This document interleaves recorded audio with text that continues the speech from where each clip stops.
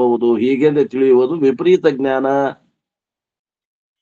ಇದು ತಪ್ಪು ತಿಳುವಳಿಕೆ ಆಗ್ತದ. ಕಾಣಿಸಿಕೊಳ್ಳುವುದೆಲ್ಲವೂ ತಾನು ಆಗುತ್ತೇನೆ ಎಂದು ಶಂಕೆಯನ್ನು ಮಾಡಿದರೆ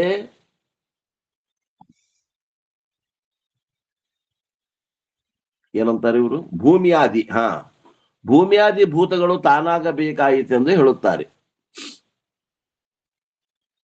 ಭೂಮಿ, ಜಲ, ಅಗ್ನಿ, ವಾಯು, ಆಕಾಶ ಇವೆಲ್ಲವೂ ನೀನು ತೋರ್ತಾವಿಲ್ಲ, ಇವು ತೋರ್ತಾವ. ಇವಕ್ಕೆಲ್ಲಕ್ಕೂ ನೀ ನಾ ಅಂತೇನು? ಈ ಪೃಥ್ವಿನ ನಾನು, ಈ ಜಲ ನಾನು, ಈ ಅಗ್ನಿ ನಾನು ಅಂತೇವೆ ನಾವು? ಇಲ್ಲ. ಯೋಮವನು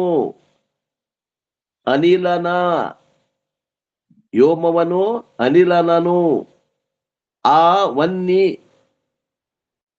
ಜಲವನು ಭೂಮಿಯನು ಅಬಲೆ ನೀನೆಂದೊಡೆ ನಾಮಾದಿ ಬಿಳಿದು ಕಾಣಿಸಿಕೊಂಬ ಜಗವಿದು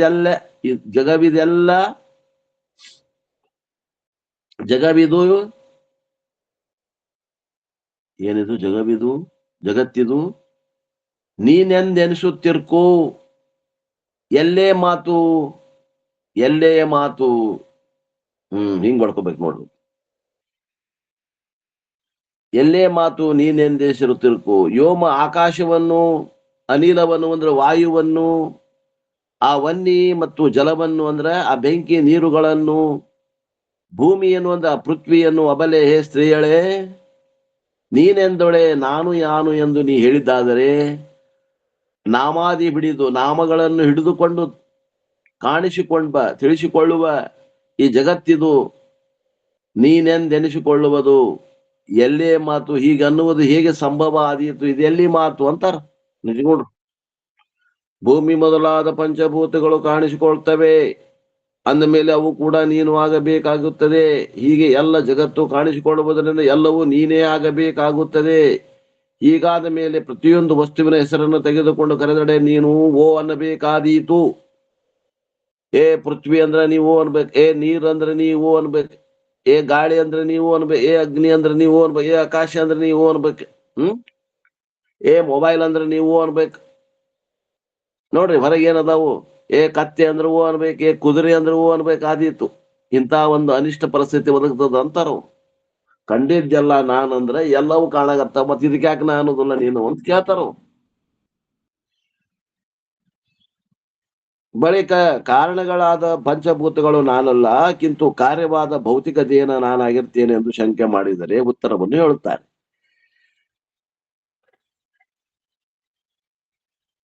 ಈ ಶರೀರ ಬಿಟ್ಟು ಹೊರಗಿನೂ ನಾನಲ್ರಿ, ಶರೀರ ಏನೈತಲ್ಲ ಇದಕ್ಕೆ ನಾನು ಅನ್ಬೇಕು. ನೀವೇನ್ ಬಹಳ ಧೀರ ವಿಚಾರ ಮಾಡೈತ್ರಿ ಬಿಡ ಅಂತ ನಾವು ಪೂರ್ವ ಪಕ್ಷಿ. ನೀನಲ್ಲದ ಒಡಲನು ನೀನೆಂದು ತಿಳಿದೊಡೆ ಮಾನಿನಿ, ಘಟಪಟಾದಿಗಳನ್ನು ನೀನೆಂದು ಬಗೆಯಬಹುದು, ಜಡದೃಶ್ಯತೆ ತಾನವರಳು ಸಮಬಹುದಾಗಿ.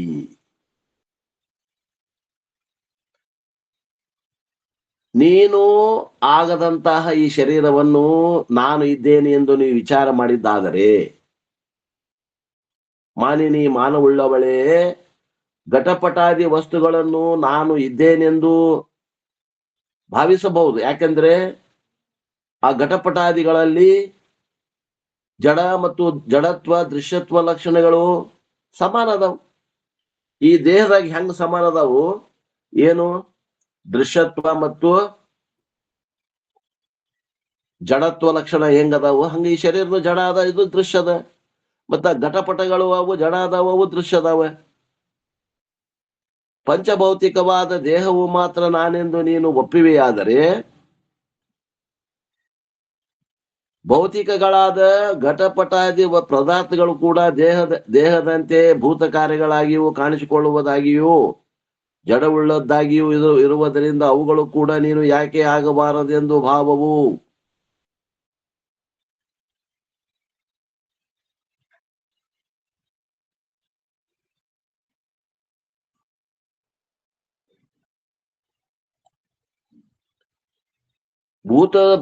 ಪಂಚಭೂತಗಳ ಕಾರ್ಯ ಹೌದಲ್ಲ ಶರೀರ, ಹೌದು.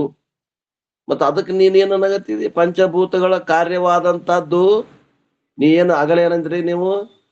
ನೀನು ಕಂಡಿದ್ಕೆಲ್ಲ ಅನ್ಬೇಕು ಅಂದ್ರ ಪಂಚಮಹಾಭೂತಗಳು ಕಾಣ್ತಾವ, ಅದಕ್ ನೀ ಅನ್ಬೇಕು ಅಂದ್ರ.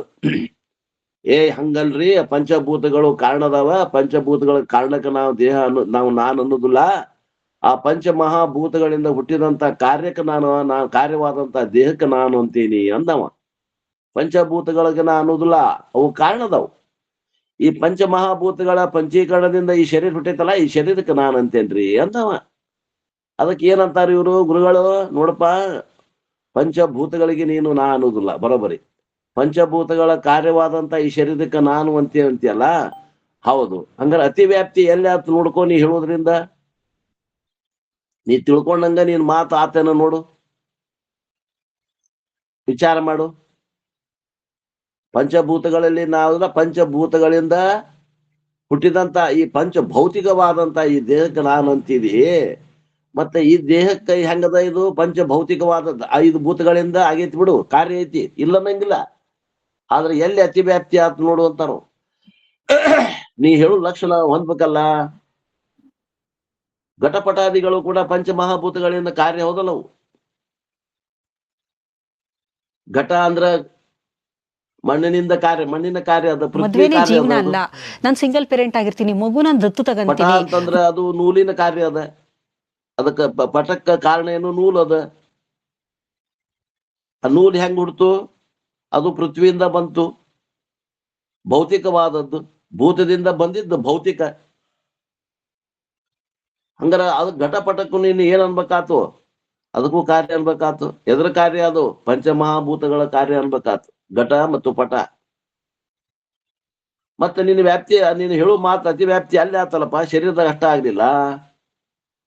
ಶರೀರ ಬಿಟ್ಟು ಅದು ಅಲ್ಲಿನೂ ಆತಲ್ಲ, ಅತಿ ವ್ಯಾಪ್ತಿ ಆತು.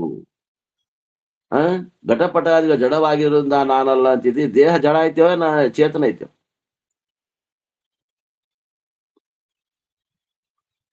ಘಟಪಟಾದಿಗಳು ಜಡವಾದ್ದರಿಂದ ನಾನಲ್ಲ, ದೇಹವು ಹಾಗಲ್ಲ, ಕಿಂತು ಆಭಾಸ ಚೈತನ್ಯದಿಂದ ಕೂಡಿಕೊಂಡಿದೆ, ಆದ್ದರಿಂದ ದೇಹವು ನಾನು ಆಗುತ್ತೇನೆ ಅಂತ ನಾವು ಮುಂದೆ. ಪಂಚಭೌತಿಕಗಳಿಂದ ನಾನು ಕಾರ್ಯವಾದಂತ ದೇಹದಲ್ಲಿ ನಾನು ಮಾಡೇನೆ ಅಂದಾಗ ಅವನ ಅತಿ ಘಟಪಟಾದಿಗಳಲ್ಲಿ ಅತಿ ವ್ಯಾಪ್ತಿ ಆತು ಅಂದಾಗ ಘಟಪಟಾದಿಗಳಿಗೆ ಚೇತನ ಐತೇನೋ ಅಂತಾನ ಮುಂದವ. ಘಟಪಟಾದಿಗಳ ಅರಿವು ಐತೇನ? ನನಗೆ ಅರಿವು ಐತಿ ಅಂತಾನ. ಅದಕ್ಕೆ ಅರಿವು ಇರ್ಬೇಕು ಮತ್ತು ಅವು ದೃಶ್ಯ ಇರ್ಬೇಕು. ಅಂದ್ರೆ ಏನಿರ್ಬೇಕು? ಅರಿವು ಇರ್ಬೇಕು, ನನಗ ತಿಳುವಳಿಕೆ ಅರಿಸ್ಕೋತಿರ್ಬೇಕು, ಮತ್ತು ಅವಾಗ ಪಂಚಭೂತಗಳ ಕಾರ್ಯ ಆಗಿರ್ಬೇಕು. ಅಷ್ಟ ಅಲ್ಲ, ಮತ್ ಮುಂದೆ ಏನಾಗಿರ್ಬೇಕು? ಅದು ಚೇತನದಿಂದ, ಆಭಾಸ ಚೇತನದಿಂದ ಕೂಡಿಕೊಂಡಿರ್ಬೇಕು. ಕಲ್ಲು ಮಣ್ಣಲ್ಲಿ ಆಭಾಸ ಚೇತನ ಇಲ್ಲ, ಅವಕ್ಕೆ ಅರಿವಿಲ್ಲ. ಆದ್ದರಿಂದ ದೇಹವು ನಾನು ಆಗುತ್ತೇನೆ, ಘಟಪಟಾದಿಗಳು ನಾನು ಆಗುವುದಿಲ್ಲ ಅಂತ ನಾವು. ಅದಕ್ಕೆ ಶಂಕೆ ಮಾಡಿದ್ರೆ ಅದಕ್ಕೆ ಪ್ರಶ್ನೆ ಮಾಡ್ತಾರ, ತಾನಲ್ಲದ ಒಡಲನ್ನು ತಾನೆಂದು ತಿಳಿಯಲು ಆ ಶ್ವಾನ ಖರಾದಿಕ ತನುವುದು ತಾನೆಂಬುದು ಏಕಾಗದಿಹದು, ಕೇಳಂಗನೆ ಹಾನಿ ಮೇಣದರಿಂದ ಪೆರತುಂಟೆ. ಅಲ್ಪ ತಾನು ಅಲ್ಲದ ಈ ಒಡಲಂದ್ರೆ ಶರೀರವನ್ನು ತಾನೆಂದು ವಿಚಾರಿಸಲು ಅಶ್ವಾನ ಖರಾದಿಕ ತನುವುದು, ಆ ನಾಯಿ ಮತ್ತು ಕತ್ತೆ ಮೊದಲಾದ ಶರೀರಗಳು. ನಾಯಿ ಮತ್ತು ನಾಯಿ ಶರೀರನು ಅದ, ಅದು ಚೇತನದ, ಅಲ್ಲಿನೂ ಆಭಾಸದ. ಅಲ್ಲಿನೂ ಆಭಾಸದ ಇಲ್ಲೋ? ಐತಲ್ಲ. ಮತ್ ಅಲ್ಲಿ ಯಾಕೆ ಅನ್ನುವ? ಅಲ್ಲಿ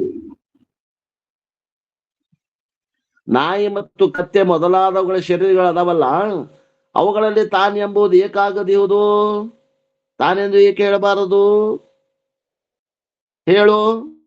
ಮತ್ತು ಹೀಗೆ ಅನ್ನುವುದರಿಂದ ಅನರ್ಥವೂ ಇರುವುದು ಹೊರತು ಅನರ್ಥ ಇಲ್ಲ ಅಂತ ಅನ್ನಕ್ ಬರಂಗಿಲ್ಲ. ನೀ ಹೇಳು ಮಾತು ಅನರ್ಥಕ್ಕಿಂತ ತಯಾರಿ ಮಾಡಿ ಕೊಡ್ತದೆ. ತಾನಲ್ಲದ ಶರೀರವು ಆಭಾಸ ಚೈತನ್ಯದಿಂದ ಕೂಡಿರುವ ಮೂಲಕ ನಾನೆಂದು ನೀನು ಹೇಳುವುದಾದರೆ, ಆಭಾಸ ಚೈತನ್ಯದಿಂದ ಕೂಡಿರುವ ನಾಯಿ ಕತ್ತಿ ಮೊದಲಾದ ಶರೀರಗಳು ಕೂಡ ಆಗಬೇಕಾದೀತು. ಯಾಕಂದ್ರ ಅವು ಪಂಚಭೂತಗಳ ಕಾರ್ಯನ ಅದಾವ ಮತ್ತು ಜಟಪಟಾದಿಗಳಿಗಿಂತ ಭಿನ್ನ ಅದಾವ. ಮತ್ತ ಅವಕ್ಕೂ ನೀನು ನಾನು ಅನ್ಬೇಕಾತಲ್ಲ.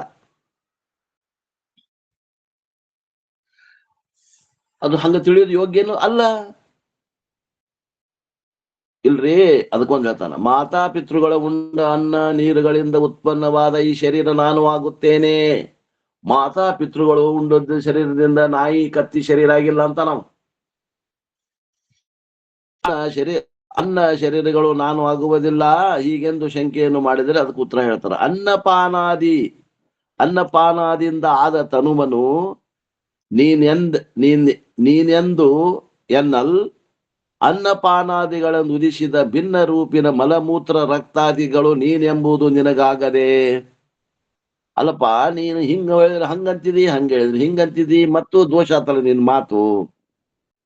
ಅನ್ನ ನೀರುಗಳಿಂದ ಉತ್ಪನ್ನವಾದಂತಹ ಶರೀರವನ್ನ ನೀನು ನಾನು ನಾನು ಅಂತ ಒಂದ್ ವೇಳೆ ಹೇಳಿದ್ದ ಅಂದ್ರ ಈ ಅನ್ನಪಾನಾದಿಗಳಿಂದ ಹುಟ್ಟಿದಂತಹದ್ದು ಭಿನ್ನ ರೂಪವ ಭೇದ ರೂಪಿನ ಮಲಮೂತ್ರ ರಕ್ತಾದಿಗಳಿಗೆ ನಾ ಅನ್ಬೇಕಾತ್ ನೀನು.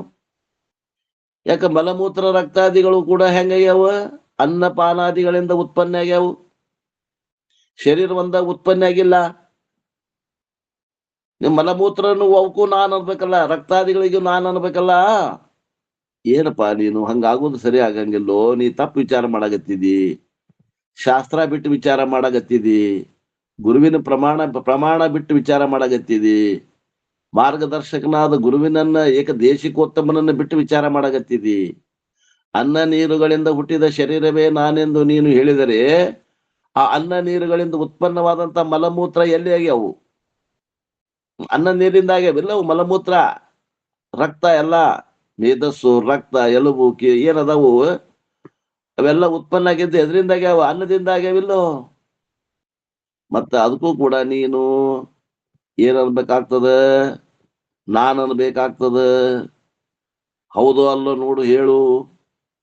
ಅವುಗಳು ನಾನೆಂದು ನೀನು ಹೇಳುವುದು ನಿನಗೆ ಅನಿಷ್ಟವೋ ಏನ ಅವು ಇಷ್ಟವೋ ಹೇಳು ಅನ್ನುವಂತಹ ಒಂದು ತಾತ್ಪರ್ಯ. ಅವನ ಮಾತು ಅವನಿಗೆ ಕಟ್ಟಿ ವಿಚಾರ ಮಾಡಕ್ ಹಚ್ಚಾಕತ್ತಾರ. ಬಟ್ ವಿಚಾರ ಮಾಡ್ಲಾರ್ದಕ್ಕೆ ನಮಗೆ ಬಂದೈತಿ ಇದು. ವಿಚಾರ ಮಾಡೋದು ಹೆಂಗ ಅನ್ನೋದು ಹೇಳಿಕೊಡಾಕತ್ತಾರ. ಆ ಕೋಳಿ ಮರಿಗೆ ತಿನ್ಸೋದು ಕಲಿಸ್ತತ್ ನೋಡ್ರಿ, ಕುಕ್ಕಿ ಕುಕ್ಕಿ ಕುಕ್ಕಿ ತಿನ್ಸೋದು. ತಿಪ್ಪ್ಯಾಗಿನ ಕೆದ್ರೋದು ಹೆಂಗ, ಕುಕ್ಕುದು ಹೆಂಗ, ತಿನ್ನೋದು ಹೆಂಗ, ಹಂಗ ಕಲ್ಸಾಕತ್ತಾನ ಗುರು. ಹೆಂಗ್ ವಿಚಾರ ಮಾಡ್ಬೇಕಪ್ಪ ನಾವು, ಹೆಂಗ್ ವಿಚಾರ ಮಾಡಿದ್ರೆ ನಮ್ಗೆ ಆತ್ಮಜ್ಞಾನ ಆಗ್ತದ, ಹಂಗ ಹೇಳಿಕೊಡಾಕತ್ತಾನ ನೋಡ್ರಿ. ಬಳಿಕ ತನು ಹುಟ್ಟಿದರೆ ನಾನು ಹುಟ್ಟಿದನೆಂದು, ಶರೀರವು ಮರಣವಾದರೆ ನಾನೇ ಮರಣವಾದನೆಂದು, ಶರೀರದ ಜನನ ಮರಣ ಧರ್ಮಗಳನ್ನು ನಾನು ವಹಿಸಿಕೊಳ್ಳುತ್ತೇನೆ. ಆದ್ದರಿಂದ ಎಲ್ಲ ಶರೀರ ಧರ್ಮಗಳು ನೀನು ವಹಿಸಿಕೊಳ್ಳಬೇಕಾಗುತ್ತದೆ ಎಂದು ಹೇಳುತ್ತಾರೆ. 5 ಮತ್ತು 6 ಶ್ಲೋಕದಾಗ ಏನ್ ಹೇಳ್ತಾರಂದ್ರ, ತನು ಪುಟ್ಟಿದಡೆ ನೀನು ಜನಿಸಿದೆ ನೆನೆ, ದಿನ ದಿನದಳು ಶತಕೋಟಿ ತನುಗಳು ಜನಿಸುವವು, ಅನಿತೆಲ್ಲರಳು ನೀರೇ ನೀನು ಸಂಜನಿಸಿದೆಂದೆಂಬುದನ್ನು ಅಲಸದೆ, ತನುವಿನ ಮರಣವಿದನು ನಿನಗೆನೆ, ಕೋಟಿ ತನವಳಿವವು ದಿನ ದಿನದೊಳು, ಅನಿತರ ಮರಣವೆಲ್ಲವನ್ನು ಕೇಳಲೆ ಕಾಂತೆ, ನಿನಗೆಂಬುದು ಏಕಾಗದಿರ್ಪುದು.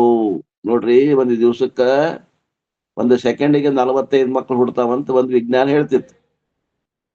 ಶರೀರ ಹುಟ್ಟಿದಾಗ ನಾ ಹುಟ್ಟೇನಿ ಅಂತೀನಿ ಅನ್ನೋದಾದ್ರ 1 ಸೆಕೆಂಡಿಗೆ 45 ಶರೀರ ಹುಡ್ತಾವ. ಅವು ಶರೀರ ಎಲ್ಲ ಹುಟ್ಟಿದಾಗ ನಾನ ಹುಟ್ಟೇನಿ ಅನ್ಬೇಕಾಗ್ತದ ನೀನು. ಇಲ್ರಿ, ಹುಟ್ಟಿದ ಅಷ್ಟ ಅನ್ನೋದಲ್ಲ, ಮರಣವಾದರೆ ನಾ ಅಂತೇನಿ.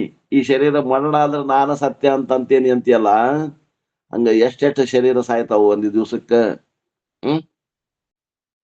1 ವರ್ಷಕ್ಕೆ ಎಷ್ಟು ಮಂದಿ ಸಾಯ್ತಾರ ಅಷ್ಟು. ಅವಾಗ ನಾನ ಸಾಯ್ತೇನಿ ಅಂತ ತಿಳ್ಕೊಬೇಕಾಗ್ತದ. ನೋಡಪ್ಪ, ನೀ ವಿಚಾರ ಮಾಡೋದು ಯುಕ್ತಿಯಿಂದ ಬಾಹಿರದ ಅಂತ, ತರ್ಕಕ್ಕೆ ಹೊಂದಿಕೆ ಆಗುದಿಲ್ಲ ಅಂತ ಹೇಳ್ತಾರ ಅವ್ರು.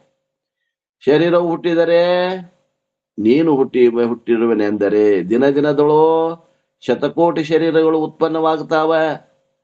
ಅಷ್ಟೆಲ್ಲರಲ್ಲಿಯೂ ನೀನೇ ತಕ್ಕೊಳ್ಳುತ್ತೆ. ಆ ಶರೀರವನ್ನ ತಕ್ಕೊಂಡು ನಾನೇ ಹುಟ್ಟಿ ಬರುತ್ತೇನೆ ಎಂದು ನೀನು ತಿಳಿಯಬೇಕಾಗ್ತದೆ. ಇನ್ನ ಶರೀರದ ಮರಣ ಕೂಡ ವಿಚಾರ ಮಾಡಿದ್ರೆ ಅದಕ್ಕೆ ನನಗೆಂದು ನೀ ಹೇಳಿದೆ ಅಂದ್ರೆ ಪ್ರತಿದಿನವೂ ಕೋಟಿ ಕೋಟಿ ಶರೀರಗಳು ಸಾಯ್ತಾವ. ಅವೆಲ್ಲರ ಮರಣವನ್ನು ನನಗ ಅಂತ ನೀ ತಿಳ್ಕೋಬೇಕಾಗ್ತದ. ಹೀಗೆ ತಿಳಿಯುದು ಯಾಕೆ ಆಗ್ಬಾರದು ಹೇಳಂತ ಕೇಳ್ತಾರ. ಶರೀರ ನಾನಲ್ಲ, ಶರೀರದ ಜನನ ಮರಣಗಳು ನನಗೆಂದು ನೀನು ಹೇಳಿದರೆ, ಈ ಜಗತ್ತಿನಲ್ಲಿ ಒಂದು ದಿವಸದಲ್ಲಿ ಅನೇಕ ಶರೀರಗಳು ಹುಟ್ಟುತ್ತವೆ, ಅನೇಕ ಶರೀರಗಳು ಸಾಯ್ತಾವ. ಅವೆಲ್ಲವೂ ನನಗೆ ಆಗುತ್ತವೆ ಎಂದು ನೀನು ಹೇಳಲಿಕ್ಕೆ ಬೇಕಾಗುತ್ತದೆ. ಇದು ನಿನಗೆ ಇಷ್ಟವಲ್ಲ. ಆದ್ದರಿಂದ ದೇಹ ಮತ್ತು ಅದರ ಧರ್ಮ ಇವು ನಾನು ಅಲ್ಲವೆಂದು ನೀನು ಒಡಂಬಡುವುದೇ ಒಳ್ಳೆಯದು. ಬಾಳ ಅಗದಿ ತಳಗಿಳಿದು ಬಂದ್ ಹೇಳಾಕತ್ತಾರ. ಕರ್ಕೊಂಡು ಹೋಗಾಕ ತಳಗಿಳಿದು ಬಂದಾರ. ಅವ್ರು ಕೂಡ ಹೋಗ್ಬೇಕು ನಾವು ಅಷ್ಟೇ. ಇನ್ನು ಮುಂದಿನ ಒಂದು ಸೂತ್ರದಲ್ಲಿ ಏನ್ ಹೇಳ್ತಾರಂದ್ರೆ, ತಾನಲ್ಲದ ದೇಹವೇ ತಾನೆಂದು ತಿಳಿದ ಮೇಲೆ ಆ ದೇಹಕ್ಕೆ ಸಂಬಂಧಗಳಾದ ಕುಲ, ಗೋತ್ರ, ನಾಮ, ಧರ್ಮ, ಕರ್ಮ ಮೊದಲಾದವುಗಳನ್ನು ಕೂಡ ನೀನು ನಾನೆಂದು ಅವಶ್ಯವಾಗಿ ಅಂಗೀಕರಿಸಲಿಕ್ಕೆ ಬೇಕೆಂದು ಹೇಳುತ್ತಾರೆ. ಏನೇನ್ ಆಕತಿ ಅನಾಹುತ ಹೇಳಾಕತ್ತಾರ ನೋಡ್ರಿ.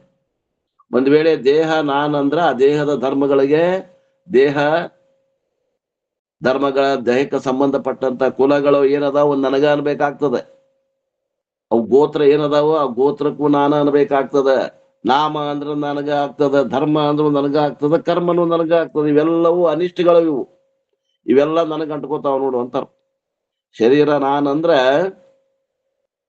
ಏನೆಲ್ಲ ಅನಾಹುತ ಆಗ್ತದ ಅನ್ನುವಂತ ವಿಚಾರ ಆಗತ್ತಾರ. ನಿನ್ನದಲ್ಲದ ತನು ಮೊದಲಾದವನು ನಿನ್ನ ವೆನ್ನಲ್ ಎಲ್ಲವೂ ನಿನ್ನ ವೆನಲ್ಪೇಳ್ಕುಂ.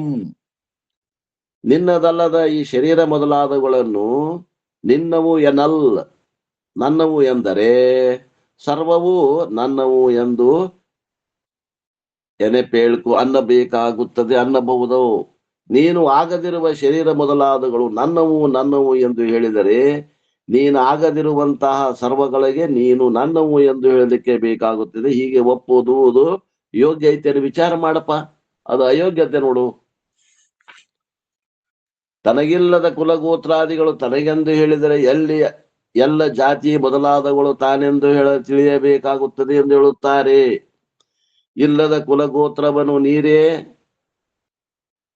ನಿನಗೆಂಬೊಡೆ ಎಲ್ಲ ಜಾತಿ ಕುಲಗೋತ್ರವು ನಿಲ್ಲದೆ ನಿನಗೆಂಬುದಹುದು ದೇಹಾಧಿಕದಲ್ಲಿ ನೀನೆಂತು ಭಾವಿಸಿದಂತೆ.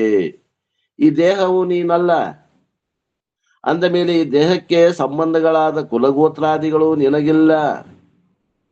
ಹೀಗಿದ್ದು ನನ್ನವು ಎಂದು ನೀನು ಅಭಿಮಾನ ಮಾಡಿದರೆ ಲೋಕದಲ್ಲಿರುವ ಸರ್ವ ಕುಲಗೋತ್ರಾದಿಗಳು ನನ್ನವು ಎಂದು ನೀನು ಅಂಗೀಕಾರ ಮಾಡಬೇಕಾದ್ದು.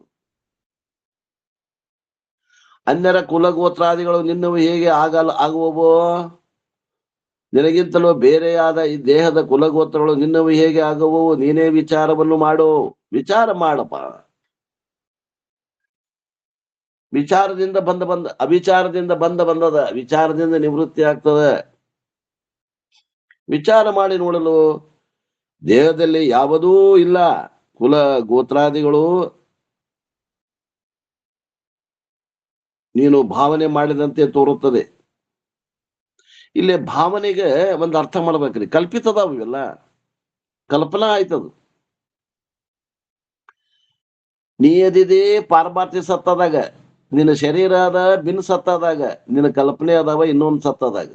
ಕಲ್ಪನಾ ಪ್ರಾತಿಭಾಸಿಕ ಅದಾವ, ಶರೀರ ವ್ಯವಹಾರಿಕ ಐತಿ. ನೀ ಎದಿದಿ ಪಾರಮಾರ್ಥಿಕ. ಸ್ವಲ್ಪ ವಿಚಾರ ಮಾಡಿ ನೋಡ್ರಿ ಅಂತ ನಾವು. ಭಾವನೆಗಳು ಭಿನ್ನ ಸತ್ತದಾಗ ಅದಾವ, ಕಲ್ಪಿತದಾವ. ಭಾವನೆ ಅರ್ಥ ಮಾಡ್ರಿ, ಕಲ್ಪಿತದಾವೋ, ವಾಸ್ತವಿಲ್ಲ. ಶರೀರನು ಕಲ್ಪಿತ ಐತಿ. ಹೇಳ್ಬೇಕಂದ್ರೆ ವ್ಯವಹಾರಕ್ಕೆ ಬರ್ತೈತಂದ್ರು ನೀವು ಅದು ಕಲ್ಪಿತನ ಐತಿ. ಶಾಸ್ತ್ರ ಈ ಎಲ್ಲ ಆತ್ಮನಲ್ಲಿ ಬಿಟ್ಟು ಉಳಿದೆಲ್ಲ ಕಲ್ಪಿತದ ಅಂತ ನೋಡ್ರಿ. ಅದು ತಿಳ್ಕೊಳ್ಳೋದನ್ನ ಇದು ಮೊದಲು ಜಡ್ಡ ಹರಿಯಂಗಿಲ್ಲ, ನಿಮ್ ಬಗಿನ ಹರಿಯಂಗಿಲ್ಲ. ಆತ್ಮ ಒಂದೇ ಪಾರಮಾರ್ಥಿಕ ಸತ್ತ ಇರುವುದು, ಮೂರು ಕಾಲದಲ್ಲಿ ಇರುವಂತಹದ್ದು. ಒಂದು ಕಾಲದಲ್ಲಿ ಇರುವಂತವೆಲ್ಲ ಪ್ರಾತಿಭಾಸಿಕವು. ವ್ಯವಹಾರಿಕ ಸತ್ತ ಇದ್ರೂ ಕೂಡ ಪ್ರಾತಿಭಾಸಿಕ ಕಲ್ಪಿತದ ಅಂತ. ಆ ಆತ್ಮನಷ್ಟು ಸತ್ತ ಇಲ್ಲ ಅಷ್ಟು, ಆ ಪಾರಮಾರ್ಥಿಕ ಸತ್ತ ಆದಷ್ಟು ಸತ್ತ ಇಲ್ಲ ಇದಕ್ಕೆ. ಕಡಿಮೆ ಸತ್ತ ಅಂತ ತಿಳ್ಕೊಡ್ರಿ. ಹೋಲಿ ಇನ್ನೊಂದು ಅರ್ಥ ತಳಗಿಳಿದು ಬಂದ್ ಹೇಳ್ಬೇಕಂದ್ರ, ಸುಳ್ಳು ಅನ್ನಕ್ ಬರವಾಲ್ದಪ್ಪ ಅಂದ್ರ ಕಡಿಮೆ ಸತ್ತ ಅಂತ ತಿಳ್ಕೊಡ್ರಿ. ಯಾರಿಗೆ ನಮಗ ಸುಳ್ಳು ಅನ್ನಕ್ ಬರವಾಲ್ದಪ್ಪ ಅಲ್ರಿ. ಖರೆ ಕಾಣ್ತದ, ವ್ಯವಹಾರ ಆಗ್ತದ, ಮುಟ್ಟಾಕ್ ಬರ್ತದ, ಹಿಡಿಯಾಕ್ ಬರ್ತದ, ಅದಕ್ಯಾಗ ಸುಳ್ಳು ಅನ್ನಕ್ ಬರ್ತದ್ರಿ ಅಂತಂದ್ರೆ ಬಿಡ್ರಿ. ಸುಳ್ಳು ಅನ್ನಕ್ ಹೋಗ್ಬೇಡ್ರಿ, ಸುಳ್ಳುನು ಅನ್ನಕ್ ಹೋಗ್ಬೇಡ್ರಿ. ಸತ್ಯ ಅಂದ್ರೆ ಮೂರು ಕಾಲದಾಗ ಇರ್ಬೇಕು. ಮೂರು ಕಾಲದಾಗ ಐತೇನು ಇಲ್ಲ. ಸುಳ್ಳು ಮತ್ತು ಸತ್ಯ ಅದ್ರ ನಡುವೆ ಇರುವಂತದ್ದು ಒಂದು ಕಾಲದಲ್ಲಿ ತೋರ್ತದ, ಬಂದ್ರೆ ಭಿನ್ನ ಸತ್ತದಾಗ ತೋರ್ತದ. ಕಲ್ಪಿತದ ಅಂತ ತಿಳ್ಕೊಳಕ್ ಬರಂಗಿಲ್ಲ ನೋಡ್ರಿ. ವಿಚಾರ ಮಾಡ್ರಿ. ಕಲ್ಪಿತದ ಅಂತ ತಿಳ್ಕೊಳ್ರಿ. ಭಾವನೆ ಹೆಂಗದ? ಇದು ಕಲ್ಪಿತದ. ವಿಚಾರ ಮಾಡಿ ನೋಡುವ. ಕುಲಗೋತ್ರಾದಿಗಳು ನೀನು ಭಾವನೆ ಮಾಡದಂತೆ ತೋರುತ್ತವೆ. ಕುಲಗೋತ್ರಾದಿಗಳು ಭಾವನಾ ರೂಪವಾಗಿತ್ತೆ ಹೊರತು ಪದಾರ್ಥಗಳ ರೂಪದಲ್ಲ. ಅಂದ ಮೇಲೆ ಸರ್ವರ ಜಾತಿ ಕುಲ ಗೋತ್ರಗಳು ನನ್ನವು ಅಂದು ನೀನು ಭಾವನೆಯನ್ನು ಮಾಡಬಹುದು. ನೀನು ಭಾವನೆ ಮಾಡದಂತೆ ಆಗುತ್ತದೆ ಎಂಬ ಭಾವವು. ನೀ ನೋಡ್ಲೆ ಇಂಥ ಜಾತ್ಯಾಗ ಹುಟ್ಟಿದೀಪ, ನೀ ಇಂಥ ಕುಲದಾಗ ಹುಟ್ಟಿದಿ ಅಂತ ತಿಳ್ಕೊಂಡು ಸಣ್ಣಂದಿರ್ತಾನ ಆ ಭಾವನೆಯನ್ನ ಕೆಡುತ್ತಾನ. ಅದ ಗರಿಯಾಗಿ ಗಟ್ಟಾಗೈತ್ ನಮಗ್. ಆ ಮಗುಗ್ ಏನ್ ಗೊತ್ತದರಿ, ಅದಕ್ಕೆ ಏನ್ ಗೊತ್ತದ, ನಾ ಬ್ರಾಹ್ಮಣ, ನಾನು ವೈಶ್ಯ, ನಾನು ಕ್ಷತ್ರಿಯ, ನಾ ಶೂದ್ರ ಅನ್ನೋ ಜಾತಿನೇ ಗೊತ್ತಿಲ್ಲ. ನಾ ಇಂಥ ಕುಲದಾಗ ಹುಟ್ಟೀನಿ, ನಾ ಇಂಥ ಗೋತ್ರದಾಗ ಹುಟ್ಟೀನಿ, ನಾ ಶಾಂಡಿಲೆ ಗೋತ್ರ, ನಾನು ಭರದ್ವಾಜ ಗೋತ್ರದಾಗ ಹುಟ್ಟೇನಿ ಅಂತ ಏನ್ರ ಹೇಳ್ತಾನ ಮಗು? ಏನು ಗೊತ್ತಿರಂಗಿಲ್ಲ. ಇವ್ರ ಹೇಳೋದು ಗೋತ್ರ ಗೀತ್ರ ಹೇಳೋದೆಲ್ಲ ಇವು ಭಾಳ ಕಲ್ಪಿತದವೆಲ್ಲವು. ಶರೀರ ಅನ್ನೋದು ಕಲ್ಪಿತ, ಗೋತ್ರಾಗನು ಕಲ್ಪಿತ, ಭಾವನಾ ರೂಪ ಅದಾವ ಹೊರತು ಪದಾರ್ಥ ರೂಪಗಳಲ್ಲ. ಕೇವಲ ಭಾವನೆಗಳು ಅಂದ್ರೆ ಕಲ್ಪಿತದಾವ ಅಂತ ಅರ್ಥ. ಬಳಿಕ ದೇಹವು ನೀನಲ್ಲದ ಮೇಲೆ ದೇಹದ ಹೆಸರಾದರೂ ಕೂಡ ನೀನು ಅಲ್ಲವೆಂದು ಹೇಳಿ ನಾಮದ ಭ್ರಮವನ್ನು ನಿರಾಕರಣೆ ಮಾಡುತ್ತಾರೆ. ಆ 13 ದಿವಸಕ್ಕ ಇಲ್ಲದ ಅಭಾವಂಗೆ ಹೆಸರಿಟ್ಟಲ್ಲ. ಹೆಸರು ಯಾಕೆ ಇಟ್ಟಾರ ಅಂತಂದ್ರ, ಹೆಸರು ಇಡ್ಲಿಕ್ಕ ಏ ತಮ್ಮ ಬಾಯಿಲೆ, ಏ ಅಜ್ಜ ಬಾಯಿಲೆ ಹಿಂಗ ಕರಿಬೇಕಾಗ್ತದ ಅಂತ ತಿಳ್ಕೊಂಡು ಪರ್ಟಿಕ್ಯುಲರ್ ಯಾವ ವ್ಯಕ್ತಿನ ಕರಿಬೇಕು ಅದೇ ವ್ಯಕ್ತಿಗೆ ವ್ಯವಹಾರಕ್ಕೆ ಅನುಕೂಲ ಆಗಲಿ ಅಂತ ತಿಳ್ಕೊಂಡು ಒಂದ್ ಹೆಸರು ಇಟ್ಟಾರ. ಎಲ್ಲಪ್ಪ ಬಾ ಅಂದ್ರೆ ಎಲ್ಲಪ್ಪನ ಬರ್ಬೇಕು, ಮಲ್ಲಪ್ಪ ಬಾ ಅಂದ್ರೆ ಮಲ್ಲಪ್ಪನ ಬರ್ಬೇಕು. ಅದಕ್ಕೆ ಕರ್ಯಾಕ ಅನುಕೂಲ ಆಗಲಿ ಅಂತ ತಿಳ್ಕೊಂಡು ನಾಮಕರಣ ಮಾಡ್ಯಾರ. ಹೆಸರೇ ಇಲ್ಲ ನಮ್ಗೆ, ನಿಜವಾಗಿ ಹೆಸರಿಲ್ಲ. ಪರಮಾತ್ಮ ಸ್ವರೂಪದ ನಮ್ಗೆ ಹೆಸರಿಲ್ಲ. ಆದ್ರೂ ಅವಂಗ ಹೆಸರು ಇಟ್ಟಾರಲ್ಲ, ಆ ಹೆಸರ ತಾನಂತ ತಿಳ್ಕೊಂಡ. ನೋಡ್ರಿ ಭ್ರಮ ಹೆಂಗಾಗೈತಿ. ಪುಷಿ ನಿನಗಿಲ್ಲದ ಪೆಸರಿಗೆ ಓ ಎಂಬೊಡೆ, ಪೆಸರು ಅನಂತಗಳ ಉಂಟು, ಅವಕ್ಕೆಲ್ಲ ಸಸಿನೇ ನೀನು ಓ ಎಂಬುತ್ತಿರಬೇಹುದು. ಅಲಸದೆ ವಸುದೆಯೋಳ್ ಉನ್ಮಾದಿ ನರನಂತೆ. ಬಾ, ಸುಳ್ಳಾಗಿರುವ ನಿನಗೆ ಇಲ್ಲದೇ ಇರುವ ಹೆಸರಿಗೆ ಓ ಎಂದು ನೀನು ಕರೆದರೆ, ಹೇಳಿದರೆ ಹೆಸರುಗಳು ಅನಂತ ಉಂಟು, ಅವೆಲ್ಲಗಳಕ್ಕೂ ನೀನು ಭೂಮಿಯಲ್ಲಿ ಉನ್ಮಾದಿತ ನರನಂತೆ, ಹುಚ್ಚ ಮನುಷ್ಯನಂತೆ ಅಲಸದೆ ಬೇಸರಗೊಳ್ಳದೆ ನೀನು ಓ ಎಂಬಂತಿರಬೇಕಾಗುತ್ತದೆ. ಕಲ್ಲಪ್ಪ ಅಂದ್ರು ಓ ಅನ್ಬೇಕು, ಮಲ್ಲಪ್ಪ ಅಂದ್ರು ಓ ಅನ್ಬೇಕು, ಶರಣಪ್ಪ ಅಂದ್ರು ಓ ಅನ್ಬೇಕು, ಯಾರು ಕರೆದ್ರು ಓ ಅನ್ಬೇಕು. ಯಾಕಂದ್ರೆ ಹೆಸರಿಗೆ ನೀವು ನಾನಂತ ತಿಳ್ಕೊಂಡಿಯಲ್ಲ. ಯಾವುದೊಂದು ಆಕಾರ ಅಂದರೆ ಯಾವುದಾದ್ರೊಂದು ರೂಪ, ನಾಮ ಇಲ್ಲದ ನಿನಗೆ, ಯಾವುದೊಂದು ಆಕಾರ ಯಾವುದೊಂದು ರೂಪ ಇಲ್ಲದ ನಿನಗೆ ನಿನ್ನಲ್ಲಿ ಕಲ್ಪಿತವಾದ ಶರೀರವನ್ನು ಕುರಿತು ಯಾವುದಾದ್ರೂ ಒಂದು ಹೆಸರನ್ನು ಕಲ್ಪಿಸಿ ಇಡುತ್ತಿರಲಿಕ್ಕೆ ಅದರಲ್ಲಿ ನೀನು ಅಭಿಮಾನವನ್ನು ಹೊಂದಿ ಆ ಹೆಸರೇ ನಾನೆಂದು ತಿಳಿದುಕೊಂಡಿಯಲ್ಲೋಪ. ಕರೆದರೆ ಓ ಎಂದು ಅನ್ನುವೆ. ಆದರೆ ಒಂದು ಹೆಸರಿನಲ್ಲಿ ಅಭಿಮಾನ ಬಿಟ್ಟುಕೊಂಡಂತೆ ಅನೇಕ ಹೆಸರುಗಳಲ್ಲಿ ಆದರೂ ಕೂಡ ನೀನು ಯಾಕೆ ಅಭಿಮಾನ ಮಾಡಬಾರದು? ಹಾಗೆ ಅಭಿಮಾನಿಸುವೆ ಎಂದು ನೀ ಅನ್ನುವೆಯಾದರೆ ಲೋಕದಲ್ಲಿರುವ ಹುಚ್ಚರಿಗೂ ನಿನಗೇನು ಭೇದ ಉಂಟು ಹೇಳು? ಏನು ಭೇದ ಇಲ್ಲ ಎಂಬ ಭಾವವು.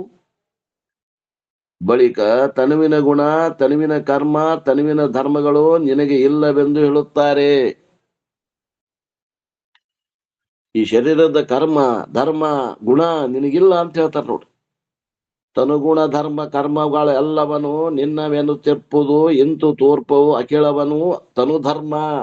ತನುಗುಣ ಧರ್ಮ ಕರ್ಮವೆನಲ್ ವನು ಎಲ್ಲವನು ನಿನ್ನವು ಎನ್ನುತ್ತಿರು ನೀರೇ ನೀನು ಉಸುರದೆ. ತನುಗುಣ ಶರೀರ ಹೆಂಗದ? ಕಪ್ಪು, ಕೆಂಪು, ಬಿಳುಪು ಈ ಮೊದಲಾದ ಧರ್ಮಗಳು ಚನುವಿನ ತನು ಗುಣ ಹೆಂಗದ? ಕಪ್ಪು ಬಿಳುಪು. ಅದರ ಧರ್ಮ ಹೆಂಗದ? ಜನನ ಮರಣ. ಅದ ಕರ್ಮಗಳು ಹೆಂಗದವ? ಗಮನಾಗಮಗಳು. ಈ ಎಲ್ಲವನ್ನು ನೀನು ನನ್ನವು ಅಂತ ಹೇಳುತ್ತೆ ಅನ್ನುತ್ತಿರ್ಲಿಕ್ಕೆ ಈ ರೀತಿಯಾಗಿ ತೋರುವ ಸರ್ವರ ತನುಗುಣ ಧರ್ಮ ಕರ್ಮವನ್ನು, ದೇಹದ ಗುಣಧರ್ಮಗಳನ್ನು ಸ್ತ್ರೀಯಳೆ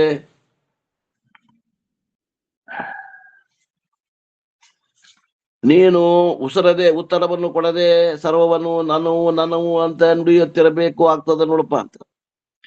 ನೀನಲ್ಲದ ಈ ದೃಶ್ಯವಾದ ದೇಹದ ಕೆಂಪು ಕಪ್ಪು ಮೊದಲಾದ ಗುಣಗಳನ್ನು, ಈ ಜನನ ಮರಣಾದಿ ಧರ್ಮಗಳನ್ನು, ಗಮನಾಗಮ ರೂಪ ಕರ್ಮವನ್ನು ನನ್ನವು ಎಂದು ನೀನು ಅಭಿಮಾನ ಪಡುತ್ತಿಕೊಳ್ಳುವೆಯಾದರೆ ದೃಶ್ಯವಾಗಿ ತೋರುವ ಯಾವತ್ತು ಶರೀರಾದಿಗಳ ಧರ್ಮ ಕರ್ಮಗಳನ್ನು ಕುರಿತು ನೀನು ನನ್ನವು ಎಂದು ಅಭಿಮಾನ ಮಾಡುತ್ತಾ ಹೋಗಬೇಕಾಗುತ್ತದೆ.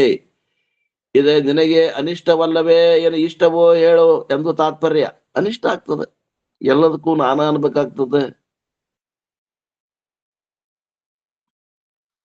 ಬಳಿಕ ಪಂಚ ಜ್ಞಾನೇಂದ್ರಗಳಿಗೆ ತೋರುವ ಅನೇಕ ಪಂಚ ವಿಷಯಗಳು ನಿನ್ನವು ಅಲ್ಲೆಂದು ಹೇಳುತ್ತಾರೆ. ಪಂಚ ಜ್ಞಾನೇಂದ್ರಗಳಿಗೆ ತೋರುವ ಅನೇಕ ಪಂಚ ವಿಷಯಗಳು, ಶಬ್ದ ಸ್ಪರ್ಶ ರೂಪ ರಸಗಂಧಗಳು ತೋರ್ತಾವಲ್ಲ, ಅವುಗಳು ಕೂಡ ನಿನ್ನವು ಅಲ್ಲ ಅಂತ ಹೇಳ್ತಾರೆ ನೋಡಿ. ನಿನ್ನವಲ್ಲದವನು ನಿನ್ನವೆಂದೆಂಬೆಡೆ ನಿನ್ನವೆಂದೆನ್ನುವ ಲೋಕದೊಳೆಂತು ಭಿನ್ನ ರೂಪಿಯಿಂದ ಉದೇಶಿಸಿದ ವಿಷಯಗಳನ್ನು ಇನ್ನು ನೀನು ಆಲಸ್ಯವಿಲ್ಲದೆ ನಿನ್ನ ಸಂಬಂಧವಿಲ್ಲದಂತಹ ನನ್ನವು ಎಂದೆಂಬೊಡೆ ನೀನು ನನ್ನವು ಎನ್ನುವೆಯಾದರೆ ಜಗತ್ತಿನಲ್ಲಿ ಹೀಗೆ ಭೇದ ರೂಪದಿಂದ ಉತ್ಪನ್ನಗಳಾದ ವಿಷಯಗಳನ್ನು ನೀನು ತಡಮಾಡದೆ ನನ್ನವು ಎಂದು ಅನ್ನುತ್ತಿರಬೇಕಾಗುತ್ತದೆ. ಪಂಚಶ್ರೋತ್ರಾದಿ ಜ್ಞಾನೇಂದ್ರಗಳಿಗೆ ಗೋಚರಗಳಾದ ಅನೇಕ ವಿಷಯಗಳನ್ನು ಕುರಿತು ನೀನು ನನ್ನವು ಎಂದು ಮಮಕಾರವನ್ನು ಮಾಡುವಿ. ಆದರೆ ಜಗತ್ತಿನಲ್ಲಿ ಬೇರೆ ಬೇರೆಯಾಗಿ ಎಷ್ಟು ವಿಷಯಗಳು ತೋರುತ್ತಿವೆಯೋ ಅವೆಲ್ಲವೂ ನೀನು ನನ್ನವು ಎಂದು ಮಮಕಾರವನ್ನು ಮಾಡು. ಅರ್ಥಾತ್ ಇಂದ್ರಿಯ ಸಂಬಂಧವಾದ ವಿಷಯಗಳಲ್ಲಿ ಅಭಿಮಾನಿಸುವುದು ವಿಹಿತ ಅಲ್ಲ ಎಂಬ ಭಾವವು. ಬಳಿಕ ವಾಗಾದಿ ಪಂಚ ಕರ್ಮೇಂದ್ರಿಯಗಳು ಮಾಡುವ ಕರ್ಮಗಳು ತನಗೆ ಇಲ್ಲವೆಂದು ಹೇಳುತ್ತಾರೆ. ವಾಕ್ ಪಾಣಿ ಪಾದ ಪಾಯು ಉಪಸ್ಥ ಇವು 5 ಕರ್ಮೇಂದ್ರಿಯಗಳು ಮಾಡುವ ಕರ್ಮಗಳು ನಿನಗಿಲ್ಲ ಅಂತ ಹೇಳ್ತಾರ. ಮಾಡದ ಕರ್ಮವ ಮಾಡಿದೆನೆಂದೊಡೆ ನಾಡೆಲ್ಲರ ಎಸಗಿದ ಕರ್ಮವನ್ನು ಮಾಡಿದೆನೆನ್ನು ನೀನು ಅನುದಿನವೂ ಅವರಲ್ಲಿ ಮಾಡಿದನೆನೆ ಹಾನಿ ನಿನಗುಂಟೆ. ಮಾಡದಿರುವ ಕರ್ಮವನ್ನು ಮಾಡಿದೆನು ಎಸಗಿದೆನು ಎಂದಳೆ ಅನ್ನುವುದಾದರೆ ಜಗತ್ತಿನ ಜನರೆಲ್ಲರೂ ಮಾಡಿದ ಕ್ರಿಯೆಗಳನ್ನು ನಾನು ಮಾಡಿದೆನೆಂದು ಹೇಳಬೇಕಾಗ್ತದೆ. ಯಾವಾಗಲೂ ಆ ಇಂದ್ರಿಯಗಳಿಂದ ಆಯಾ ಕರ್ಮಗಳನ್ನು ಮಾಡಿದೆನೆಂದು ಹೇಳಿದರೆ ಅನರ್ಥವೇ ಪ್ರಾಪ್ತಿಯಾಗ್ತದೆ. ಪಂಚಕರ್ಮೇಂದ್ರಿಯಗಳು ನೀನಲ್ಲ ಅಂದ ಮೇಲೆ ಅವುಗಳಿಂದ ಆದ ಕ್ರಿಯೆಗಳು ನಿನಗಿಲ್ಲ. ಹೀಗಿದ್ದು ನೀನು ಆಯಾ ವಾಕ್ ಪಾಣಿ ಪಾದ ಪಾಯು ಉಪಸ್ಥ ಮೊದಲಾದ ಇಂದ್ರಿಯಗಳಿಂದ ಆಯಾ ಕರ್ಮಗಳನ್ನು ನಾನೇ ಮಾಡಿರುವೆನೆಂದು ನೀನು ಅನ್ನುವಿಯಾದರೆ ಜಗತ್ತಿನಲ್ಲಿರುವ ಜನರೆಲ್ಲರೂ ಮಾಡಿರುವ ಕರ್ಮಗಳನ್ನು ನಾನೇ ಮಾಡಿದೆನೆಂದು ನೀನು ನುಡಿಲಿಕ್ಕೆ ಬೇಕಾದೀತು. ಯಾಕಾಗಬಲ್ಲದು ಅಂದ್ರೆ ಒಪ್ಪಿದರೆ ಇದಕ್ಕಿಂತಲೂ ಲೋಕದಲ್ಲಿ ಬೇರೊಂದು ಅನರ್ಥ ಉಂಟೆ ಹೇಳು. ಅಂದ್ರೆ ಇದಕ್ಕಿಂತಲೂ ಬೇರೊಂದು ದೊಡ್ಡದಾದ ಅನರ್ಥವಿಲ್ಲವೆಂಬ ಭಾವವು. 49. ಇನ್ನು ಬಳಿಕ ಇದೊಂದು ಶರೀರ, ಇದಕ್ಕೆ ಸಂಬಂಧಗಳಾದ ವಿಷಯಗಳು ನಾನು ಅನುಭವಿಸುತ್ತೇನೆ ಎಂದು ಹೇಳಿದರೆ ಸರ್ವ ಶರೀರ ವಿಷಯಗಳನ್ನು ಅನುಭವಿಸಬೇಕಾಗುತ್ತದೆ ಎಂದು ಹೇಳುತ್ತಾರೆ. ತನು ವಿಷಯಗಳ ಅನುಭವಿಸುವವನೇ ನೀನು ಅನುಭವಿಸುವನೆಂದೋ ಎಂಬೊಡೆ ಇದರಿಟ್ಟು ತನು ವಿಷಯಾದಿಗಳ ಅನುಭವವೆಲ್ಲವೂ ವನಿತೆ ನೀನರಿ ನಿನ್ನ ಮೆನಸು.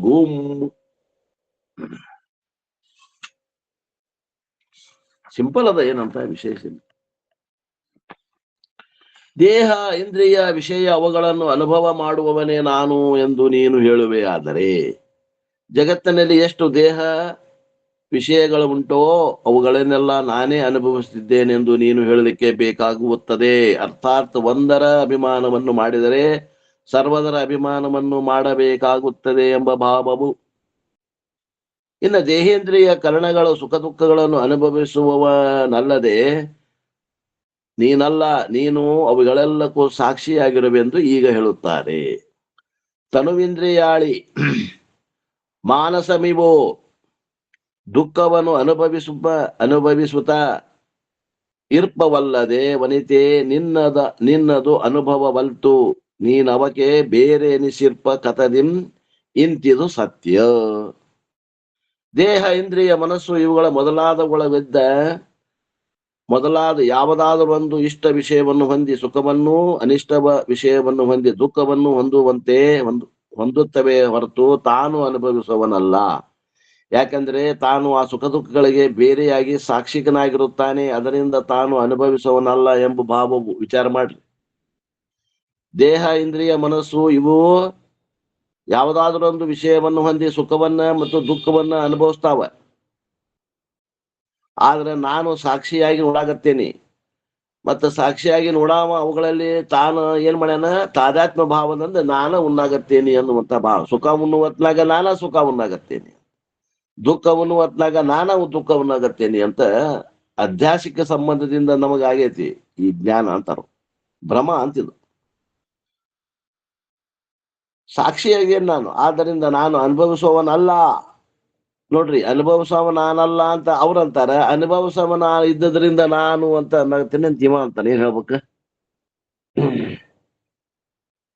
ತಾದಾತ್ಮ ಸಂಬಂಧ ಉಂಟಾಗೈತಿ.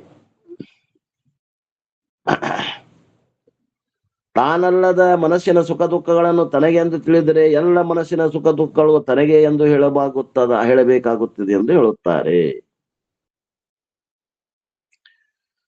ಮನವನು ನೀನಲ್ಲ.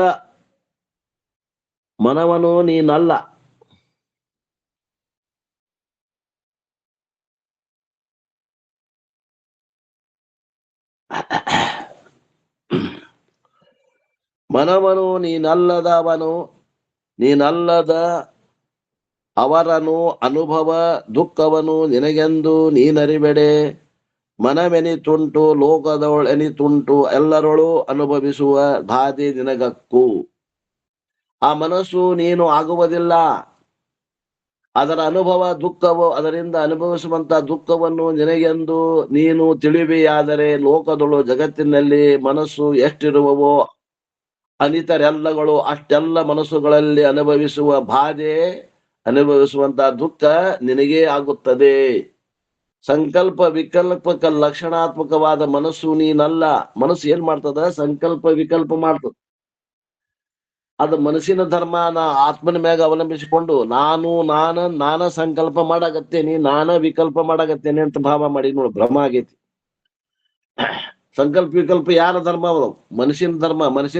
ಮನಸ್ಸಿನ ಭಾಗಕ್ಕೆ ಹಾಕಿ ನೀನು ಸಾಕ್ಷಿಯಾಗಿ ಬಿಡು, ಮುಗಿದು ಹೊತ್ತು, ನಿನಗೇನ್ ದುಃಖ ಇಲ್ಲ. ಬಾಜು ಮನಿ ಸುದ್ದಿ ಅಂತವು.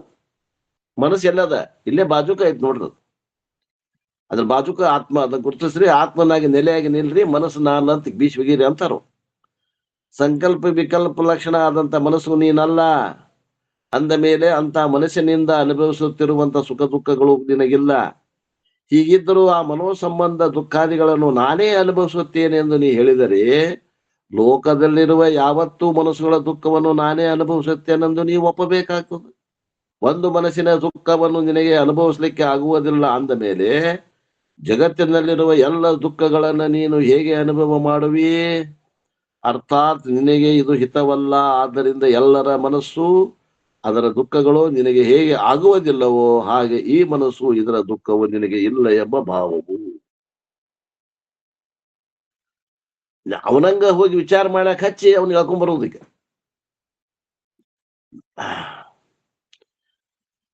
ಆತ್ಮಂಗೆ ಗೋತ್ರಾದಿ ಭ್ರಾಂತಿ ವಿಲಕ್ಷಣತ್ವ ನಿರೂಪಣೆ ಸೂತ್ರ 7ಕ್ಕೆ ಪದ 45 3:54. ಇನ್ನು ನಾಳಿನ ದಿವಸ 8ನೇ ಸೂತ್ರವನ್ನ ಅಭ್ಯಾಸ ಮಾಡೋಣ ಅನ್ನುವಲ್ಲಿಗೆ ಇವತ್ತಿನ ಈ ವಾಕ್ರೂಪ ಸೇವೆಯನ್ನು ಗುರುಪಾದಕ್ಕೆ ಸಲ್ಲಿಸಿ ನನ್ನ ವಾಣಿಗೆ ವಿರಾಮ.